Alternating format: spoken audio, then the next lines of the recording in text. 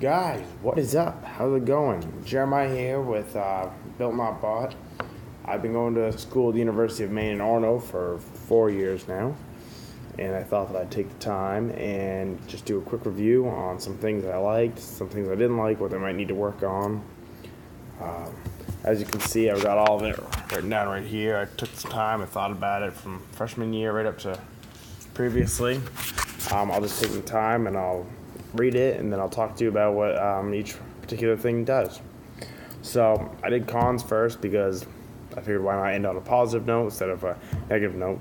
Plus, it's a lot easier to think of cons than pros when you haven't really enjoyed school, but I never really enjoyed school anyways, so in that sense, it's just me. So the first con that I had was the willingness of the administration here to work with freshmen. Freshmen are considered to be slightly numb, confused, fresh out of the house, and they can't think for themselves. So the administration here does everything for them. So when I came here to school, I got a room and board package, which was $5,000 per semester. It's all you can eat food, plus a certain amount of these dining funds, which are good on campus at specific areas. And I got a job, and the dining hall's open at 8 when I had my first class, and then oftentimes I couldn't eat until I got out of class at noon. I'd grab a quick bite to eat, and I'd go to work, and I wouldn't get to work until 7, 8 o'clock at night, and the dining hall's closed at 8 o'clock. So the second semester this is going on, I emailed the dining instructor. I said, I'm only eating there 3 or 4 times a week. I don't see why I should have to pay $2,500 for this package when I can pay $2,500 and I get a certain amount of times I can eat at the dining hall a week and like $2,000 in these funds, which I can use elsewhere on campus, places that stay open later. And I was shut down. I was told that unless I was a junior or a senior, I wasn't allowed to do that. So in that case, I ended up spending $2,500 for 3 to 4 times a week that I couldn't use.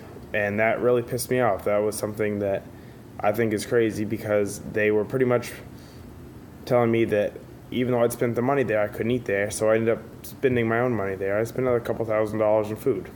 Another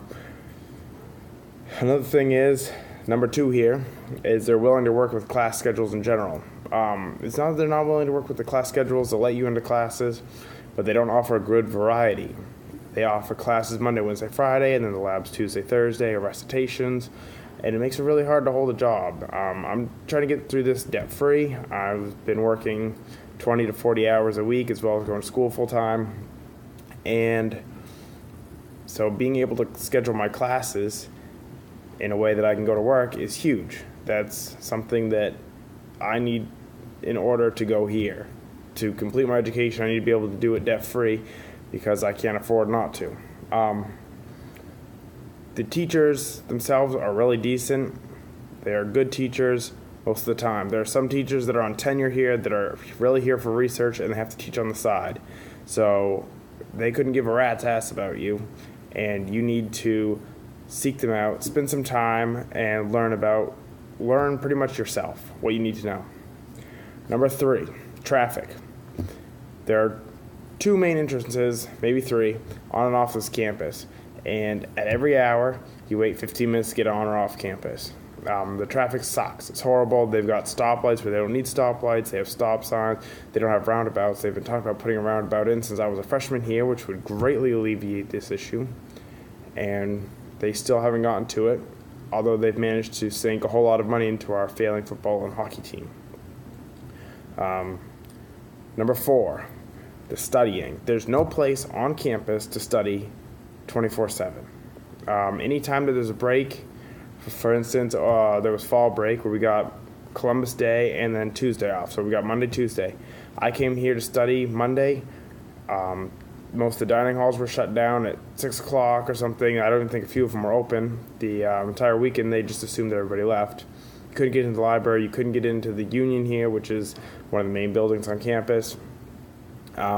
They shut campus down, and I had exams the day I got back. There was no place to study. I couldn't study at my house because my roommates are there. They're quite loud and I can't concentrate. So there wasn't any place to study. That really pissed me off, and it was most of the people were here. It was a 4-day weekend. You aren't going to fly back to California or drive 12 hours back to Connecticut or whatever you're doing for 2 days there to drive back. There's nothing to do after 9 or 10 o'clock besides party here, which is what a lot of people end up doing. Number 5 would be the dining halls. There's 3 dining halls on campus, which you pay $2,500 a semester, get unlimited food at. The food isn't anything special. It's not bad. It's a lot of it's locally sourced. It's pretty good. My biggest complaint is, as an off-campus student, there's no place besides one that I can get food to eat, and it's packed. And sometimes I wait 20 or 30 minutes in line. I need to be in class in 45 minutes, so I get there, I wait in line to get my food, I wait in line to buy my food, and then I can't eat it, or I'm eating on the way to class because I have class from 8 to 5, and that's the only time I have to eat. And the food isn't exactly cheap. The chicken tenders aren't good. The stuff is produced as most cafeteria food is, just in bulk and spooned out. You can go off campus. There's a lot of little eateries around here that are really good, decent prices, but that's the main one on campus, and it takes a long time to get through it. Now, that's the 5 cons. My first pro is the cost. For in-state students, it's about $10,000 to $12,000 a year for just classes.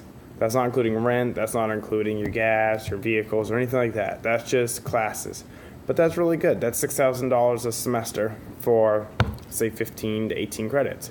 That includes lab fees and all of that. So that's really attractive. That's a really good plan. For dorms, it's another $10,000 because you get that and a food plan. So that bumps up to $22,000, which is still pretty decent. Out-of-state students, it is still a deal, but it's not nearly as good a deal as it is for in-state students, unless your state is willing to pay a certain amount, which some states are, if they don't offer the programs, or if it's another state school they've got a co-op with or something like that. Second pro is location. They've got a little bit of everything around here. They've got Bangor, which is 15 minutes away, which has the mall. It's got movie theaters, a lot of places to eat. And 15 minutes the other direction is dirt roads. You can go out there, you can go hunting, you can go ATVing. There's good mountains to go hiking on around here. Acadia is an hour away, so you can go down to the ocean. Beautiful area. There's a lot to do as long as you get outside. Number 3 is activities. There's a lot of clubs here on campus. The main one I know of is intramural hockey. There's Greek life. There's a lot of fraternities, a lot of sororities. They are always doing events. There's a lot of fundraising that goes on. For Maine Day, which is a big event each spring, everybody gets out and volunteers, does something in the community. That's really, really good for them. There's a large gym here. There's 2 gyms, one for the athletes and one for everybody else. Both gyms are phenomenal. They've got big pools, they've got tracks, they've got a lot of weights, they've got basketball courts, whatever you need, they've got it. The fourth pro is the job opportunities. There's a career center on campus, which is phenomenal. They will go over your resume with you. They'll help you write a cover letter. They'll do mock interviews with you. They've got a huge base with alum that have been here, companies that are looking for individuals, interns that help hook you up with jobs. It's really nice to have them. Take advantage of it. It helps. And there's also work study here for students who qualify for that, as well as a lot of jobs on campus for students who don't have work study. So it's not phenomenal pay, but it's on campus, it's close, it's easy. You can do a couple hours here and there in between classes, after class, whatever. A lot of opportunity for that. The 5th pro on this is while there's no place to study 24/7, there's a lot of places to study during the day. There's a lot of coffee shops. There's a ton of places on campus. Almost all the buildings have some sort of benches or areas to sit at. You can study outside during the spring, summer. There's pretty much internet all over campus. There's a commuter center, which is where I'm at right now. They have a fridge here, microwave, some stuff for commuter students who bring their own food. The library is huge. It's a great resource. There's 3 floors. All sorts of people fit in there. And there's an innovation center, which is really neat. If you have an invention you want to do, you go there. They can help you patent it, do the research on it, figure out new ideas. And the last thing is the lawyer. There is a school lawyer here provided free of charge as long as you're a full-time student, which can be huge. If you have any questions about leases, landlords, all of that other stuff, I've used him a few times and he's been really helpful. He's got a lot of people here because of the time he's free, but it's huge. It's really nice. If you go to court, it does cost you. It's a reduced fee, but it's still phenomenal compared to not having a lawyer or having the resource. Other than that, like this video, drop comments below, tell me what you thought, and thanks for watching.